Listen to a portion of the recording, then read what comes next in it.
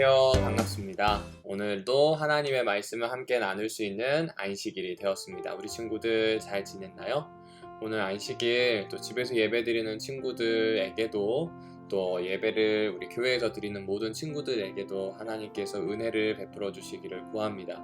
갈수록 코로나 상황이 심해지고 있기 때문에 어쩌면 멈출 수도 있는 혹은 지금까지 해왔던 신앙생활을 좀 고민해보게 하는 그런 순간인 것 같아요. 이제 이럴 때는 좀 적극적인 행동을 함께 해도 좋을 것 같아요. 무슨 이야기냐면 우리 친구들이 예배를 드리거나 혹은 기도하거나 찬양하는 일들을 좀 적극적으로 할 수 있는 환경을 좀 만들어가면 어떨까 하는 생각이 듭니다. 오늘 그 마음을 가지고 이 말씀을 준비해 봤습니다. 자, 우리 제목 같이 읽어볼까요? 준비됐죠? 시작! 제자들의 배반. 맞아요. 예수님의 제자들이 예수님을 배반하는 사건에 대한 이야기를 오늘 같이 해보려고 합니다. 오늘 함께 볼 성경 본문은요 조금 길어요. 마태복음 26장 14절에서 75절입니다. 하지만 설교는 짧습니다.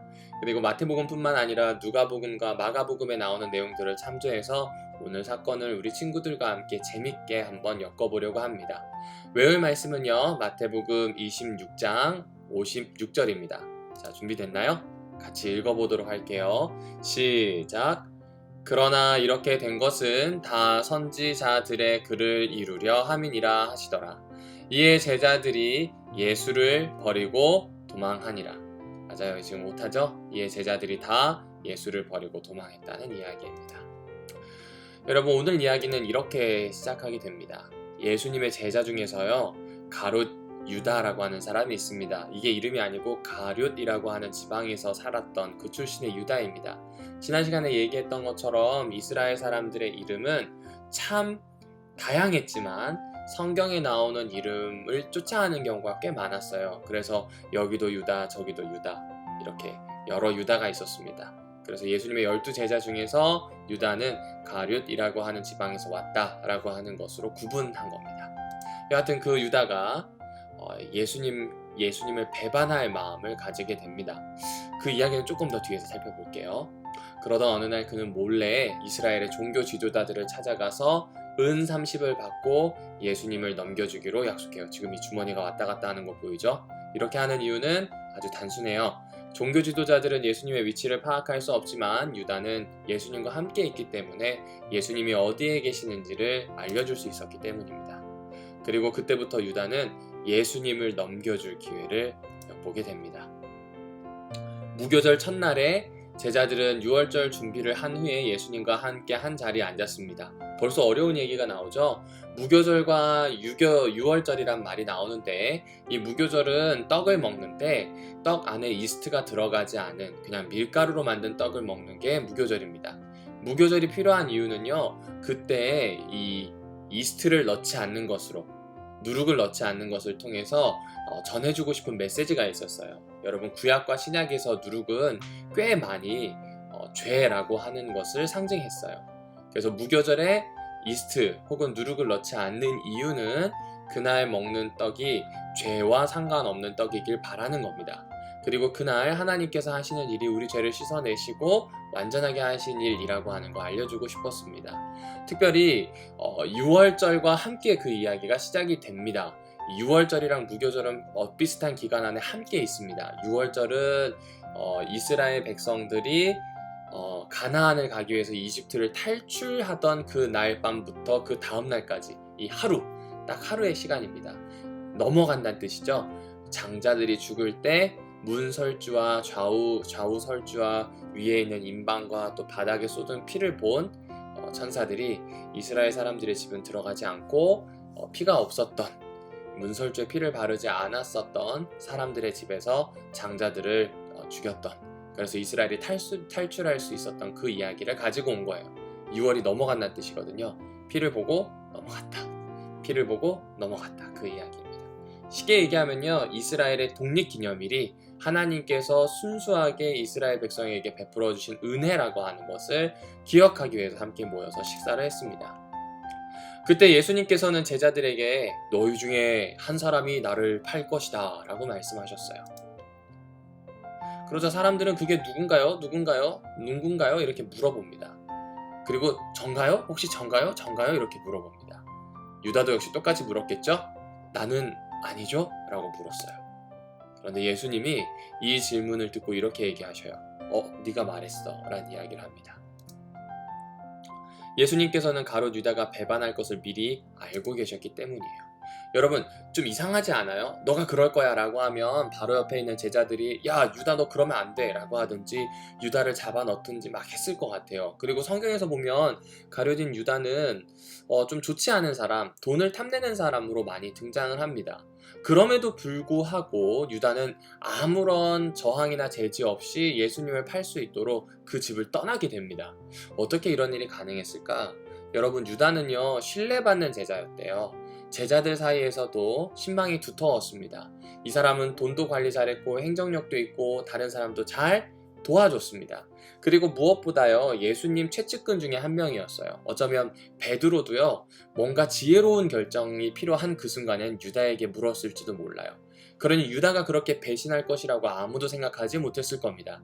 예수님이 이 식사 자리에서 네가 말했다 라고 한 다음에 유다가 머뭇거리고 있을 때 너의 일을 하러 가 라는 표현을 하시거든요.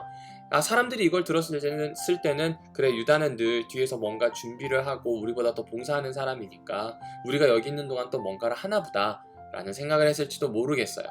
하지만요 유다는 그런 사람이 아니었습니다.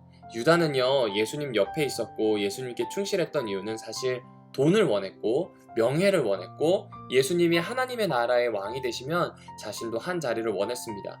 그건 12제자들과 똑같습니다. 그런데 유다는 그 일을 위해서 수단과 방법을 가리지 않는 사람, 하지만 지금까지는 그것을 잘 숨겨왔던 사람입니다. 특별히 이 사람이 예수님을 판다는 게 이상하게 생각할 수도 있을 것 같아요. 팔게 된 이유, 그 결정적인 계기가 된 사건은 지난주에 살펴봤던 시몬의 집 식사 자리였습니다. 이 시몬의 집 식사 자리에서요 예수님의 발에다 향유를 붓고 눈물로 또 자신의 머리카락으로 씻는 여인이 나옵니다. 이것은 현재 한 3천만 원 정도 될 만큼 큰 돈이에요. 1년 동안 노동자가 열심히 아껴서 벌 수 있는 돈이 3천만 원이잖아요. 어쩌면 지금은 그거보다 더 못 벌 수도 있죠. 그 돈을 가지고 가난한 사람을 도와주면 좋겠다고 이야기한 사람이 누구예요? 바로 가룟 유다입니다. 여러분 이미 앞에 본 것처럼 유다는 돈을 좋아한다 그랬어요. 근데 그걸 드러내지는 않았어요. 어떻게 드러내지 않았냐면 모든 돈을 자기가 관리하면서 자기에게 필요한 만큼 조금씩 뺐습니다. 그리고 그것을 지혜라고 생각했어요. 그리고 이 사람은 그걸 가지고 예루살렘의 부동산, 땅을 사거나 건물을 사는데 투자했던 것으로 보입니다.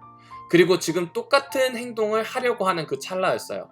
만약 이 여인이 쓰고 있는 향유의 가격이 얼마인지 안다면 이러지 못할 텐데 제자들은 이런 걸 본 적이 없어요. 하지만 유다는 이런 값비싼 물건을 알아볼 만큼 똑똑했고 문물에 밝았던 것 같습니다. 그러자 예수님이 그렇게 얘기하시죠. 유다야 너 그러지 마. 이 여인과 이 여인의 소유에 대해서는 네가 얘기도 손도 대지 말라는 이야기를 하십니다. 성경에는 그것을 좀 에둘러 표현해 있습니다. 유다는 그 예수님의 이야기를 들었을 때 화끈거렸어요. 자신의 얼굴이 화끈거리고 부끄러웠어요. 왜냐하면 예수님이 지금까지 자기가 해왔던 일을 알고 있다라고 생각했기 때문이에요. 늘 예수님을 볼 때마다 그리고 예수님이 이런 이야기를 할 때마다 유다의 마음에는 뭐라 그럴까요? 죄책감이 들었던 모양입니다. 그리고 그 이야기를 직접적으로 물론 유다만 알아들었겠지만 예수님이 직접적으로 했던 이 시몬의 집 식사 자리에서 유다는 결심을 합니다. 안 되겠다. 술을 내야 되겠다 라는 결심을 하게 됩니다. 유다는 자신이 하고 있는 것이 슬기로운 일이라고 생각을 했어요. 유대 지도자들이 예수님을 공격하도록 만들면 예수님이 그걸 방어하면서 유대를 완전히 새롭게 만들어버리고 왕으로 등극할 것이라고 생각했습니다. 혹 그렇지 않더라도 돈을 얻을 수 있을 것이고 능력이 많으신 예수님은 자신이 어떤 방식으로든지 그것을 헤쳐나오고 자기를 나중에 칭찬할 것이라고 생각했는지도 모르겠어요.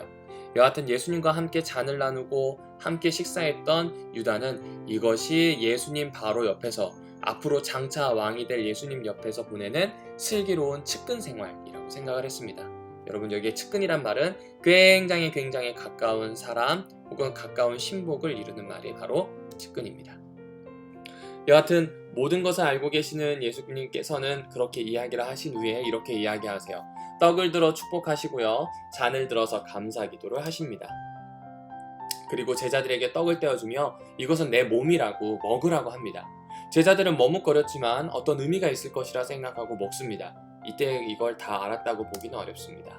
또한 잔을 주시면서 이것은 예수님께서 많은 사람을 위해 피를 흘려야 한다는 이야기를 하셔요. 제자들은 누가복음 9장에 나오는 것처럼 이 변화산에서 예수님이 돌아가실 것에 대한 이야기, 또 예수님이 고난받으실 것에 대한 이야기를 종종 들어왔습니다.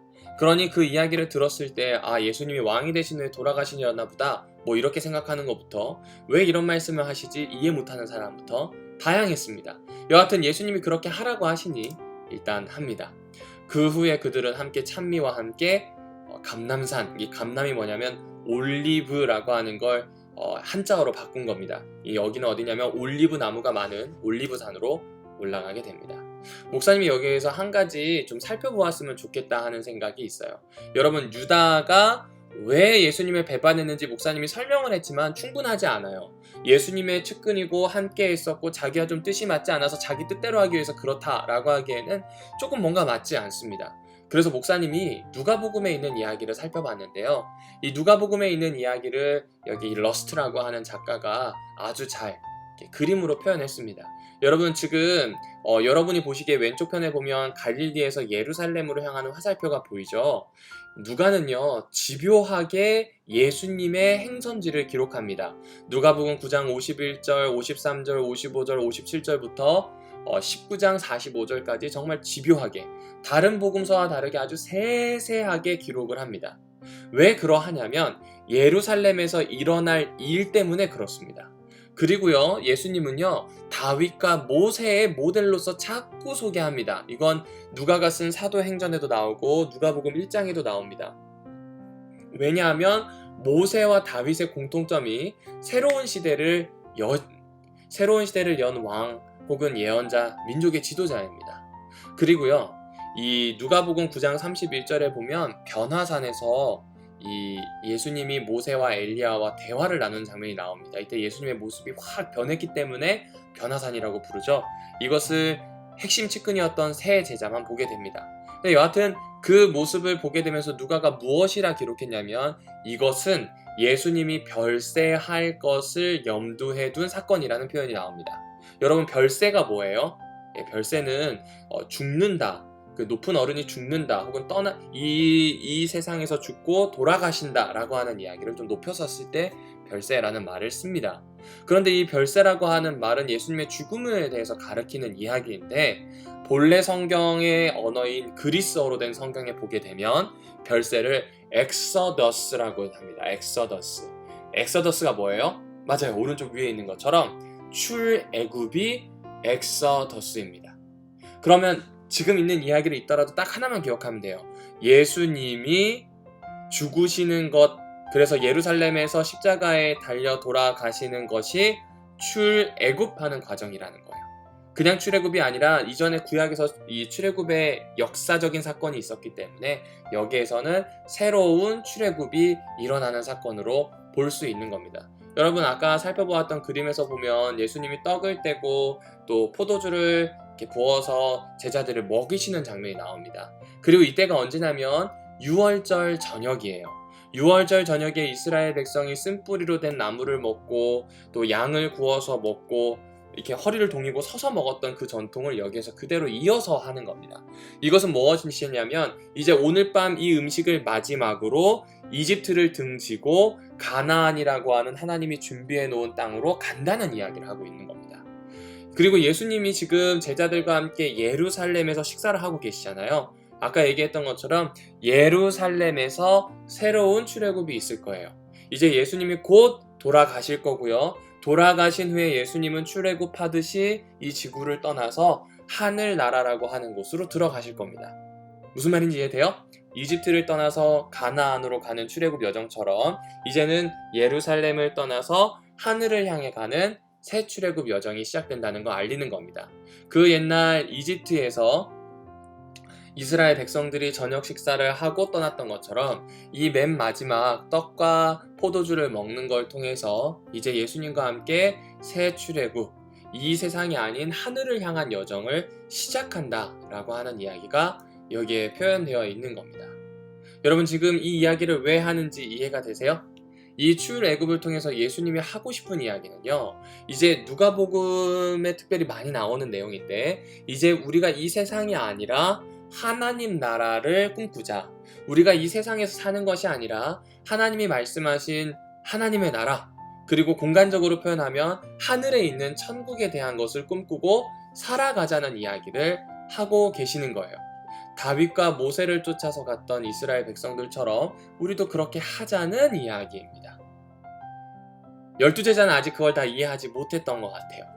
이제 예수님을 쫓아가야 되는 거죠. 신앙은요, 예수님이 가시는 길을 쫓아서 가는 겁니다. 그것을 제자라고 불렀고 똑같은 말로 그리스도인이라고 불렀습니다. 이제부터 예수님을 쫓아 가는 겁니다. 그런데 유다는 그 예수님을 쫓아갈 생각이 있어요, 없어요? 없어요. 그냥 예수님 바로 옆에서 예수님이 이 땅에서 왕이 되면 한 자리를 차지할 생각을 했던 겁니다. 예수님의 제자라서 예수님을 쫓아가야 하는 사람인데, 이곳에서 출애굽하듯이 예루살렘을 떠나 하늘을 향한 여정, 예루살렘을 떠나 교회가 여기저기 하나님의 소식을 전하면서 하나님 나라를 준비하는 여정이 아니라 그냥 예수님 옆에 있는 여정을 가려고 한 겁니다. 특별히 마태는 이런 이야기를 합니다. 마태가 많이 하는 이야기 중에 하나가 예수님과 함께 있는 사람 중에 알곡과 같이 예수님께 충성하고 함께 할 수 있는 사람도 있지만 그렇지 않은 가라지와 같은 사람들도 있다 그래요. 예수님과 함께 하지만 예수님과는 생각이 다르고 예수님을 쫓아가는 것 같지만 몸만 거기에 있지 마음은 그렇지 않은 사람들 말입니다. 이 두 가지 이야기를 합치면 예수님과 함께 한다는 건 그냥 이 땅에서 예수님 저와 함께 동행해 주세요 기도로 끝나는 게 아닌 거죠. 방금 나오는 것처럼 마음의 방향성이 예수님을 쫓아가는 겁니다. 마음과 삶의 방향이 예수님을 쫓아간다는 건 예루살렘을 떠나서 출애굽하듯이 하늘나라로 가셨던 것처럼 우리 역시 이 세상이 아니라 하나님의 나라를 향해서 그렇게 마음의 방향성을 가지고 살아가야 된다는 이야기를 하고 있는 겁니다. 예수님께서 감람산에 가시면서 제자들이 예수님을 부인할 것이라고 말씀하시고 살아나신 후에 제자들에게 먼저 가겠다고 이야기하셔요. 출애굽할 때 아직 해야 되는 일들은 제자들의 마음이 예수님에게 향하도록 하는 겁니다. 하지만 십자가 사건, 그리고 예수님을 팔아 넘기는 사건, 예수님을 배반하는 이 사건은 예수님을 따라갈 수 없게끔 만드는 장애물이 될 걸 아셨어요. 그러자 베드로는 그런 예수님의 마음도 모르고 모두가 예수님을 버릴지라도 자신은 버리지 않겠다고 호언장담합니다. 하지만 예수님은 닭이 3번 울기 전에 예수님을 배반할 것을, 베드로가 예수님을 배신할 것을 알고 계셨습니다. 그래서 예수님은 그런 이야기를 하시죠. 오늘 밤 닭이 울기 전에 네가 나를 3번 부인할 거야 라는 이야기를 하셔요. 그래도 베드로는 그러지 않겠다고 모든 제자도 그렇게 대답합니다. 하지만 여러분, 사건이 어떻게 됐죠? 바로 흩어지고요. 바로 예수님이 잡혀가시자마자 다 뿔뿔이 흩어져서 도망가고 베드로는 재판하는 그곳까지 갔음에도 불구하고 예수님을 모르는 사람이다 라고 부인하죠.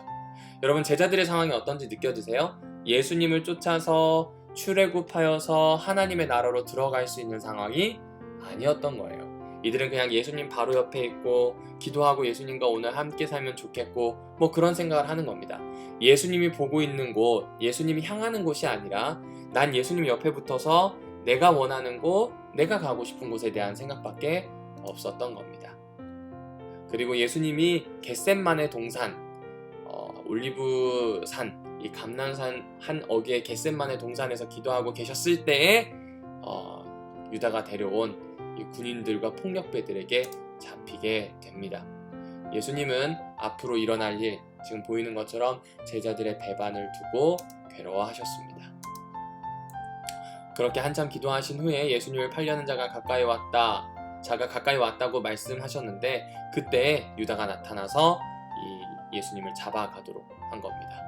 그리고 아까 얘기했던 것처럼 예수님께서 잡히시자 모든 제자들이 흩어지게 됩니다. 베드로는 예수님이 예고하셨던 대로 3번 부인합니다. 그때 베드로는 예수님이 하셨던 말씀이 생각나서 통곡했다는 기록이 있죠. 어쩌면 이게 베드로는 평생 동안 마음에 간직해야 될 짐이자 죄책감이었을지도 모르겠다는 생각이 듭니다. 이렇게 예수님을 배반한 제자들의 이야기가 끝이 나게 됩니다. 여러분, 오늘 이야기를 통해서 성경이 하고 싶어하는 이야기는 이건 것 같아요.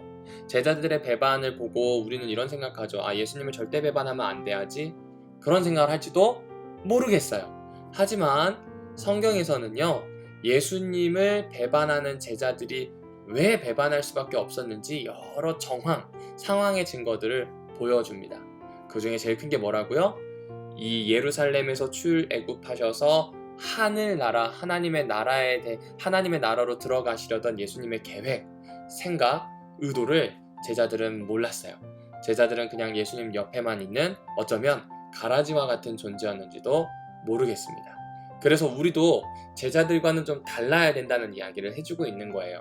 예수님 옆에 있는 사람, 곧 교회 다니고 신앙을 하는 사람으로 그치지 말고 예수님의 눈이 있는 곳, 예수님이 몸이 향하고 생각이 향하는 곳으로 가야 된다는 이야기를 해주고 있습니다.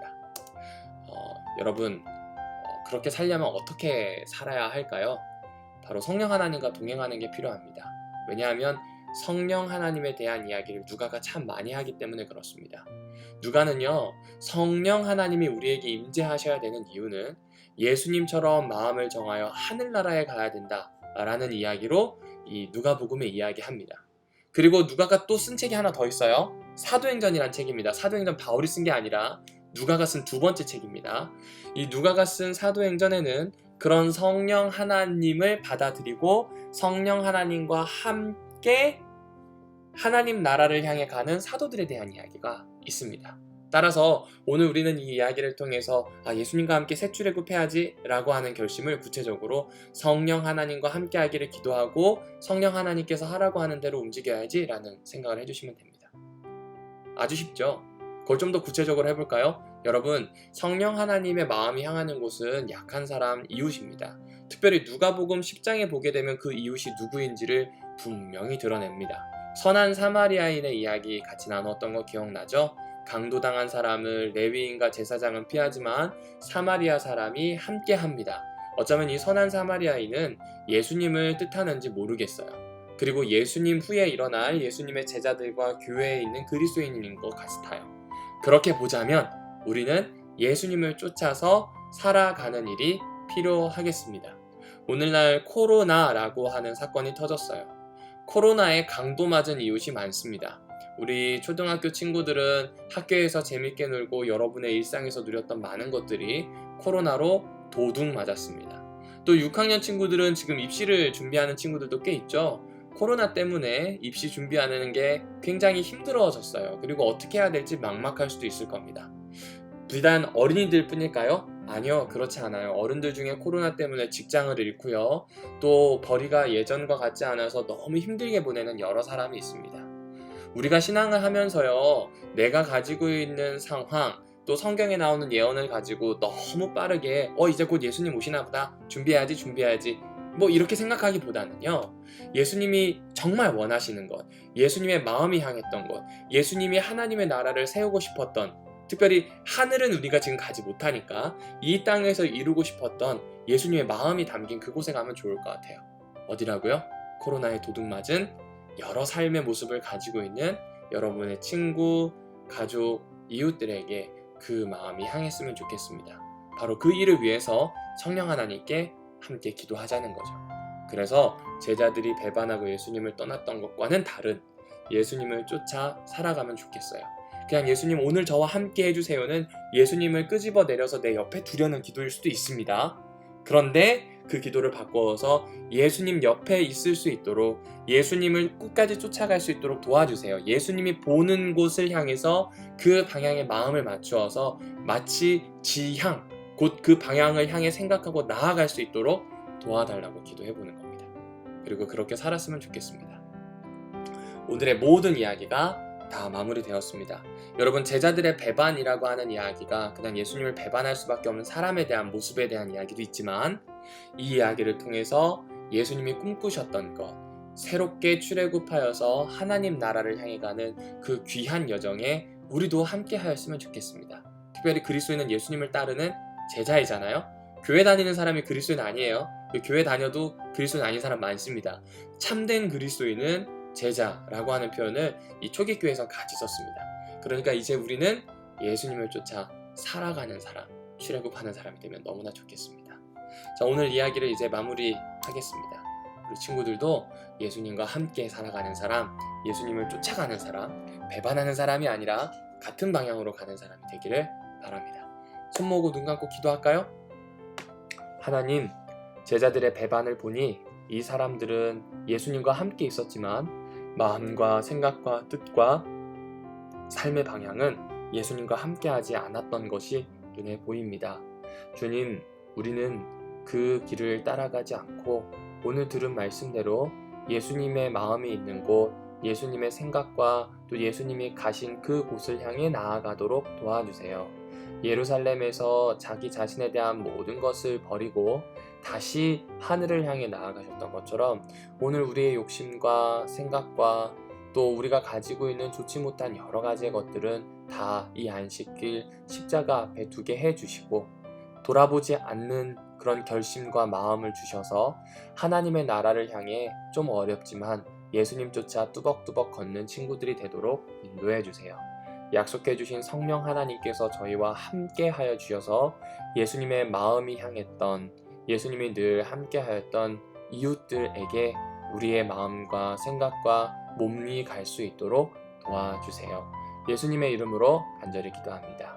아멘. 자, 감사합니다. 우리 다음 주에 또 만나도록 할게요. 광고 하나 하도록 하겠습니다.